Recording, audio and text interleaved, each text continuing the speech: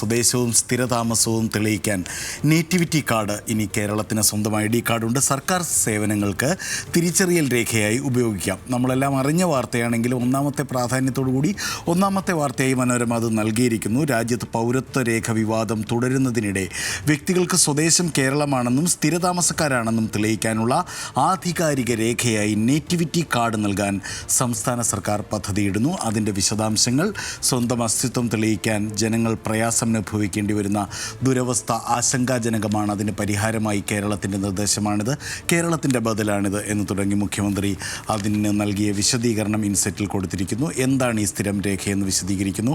ഒരാൾ ജനിച്ചതും സ്ഥിരമായി താമസിക്കുന്നതും കേരളത്തിലാണെന്ന് വ്യക്തമാക്കാൻ നിലവിൽ നൽകുന്ന നേറ്റിവിറ്റി സർട്ടിഫിക്കറ്റ് നിയമപ്രാബല്യമുള്ള രേഖയല്ലെന്ന് മുഖ്യമന്ത്രി പറഞ്ഞു. പല ആവശ്യങ്ങൾക്ക് പലതവണ പല നേറ്റിവിറ്റി സർട്ടിഫിക്കറ്റ് വാങ്ങേണ്ടി വരും. ഇതിന് പകരം സ്ഥിരം നേറ്റിവിറ്റി കാർഡ് കേരളം നൽകുന്നു എന്നുള്ളതാണ് വാർത്ത.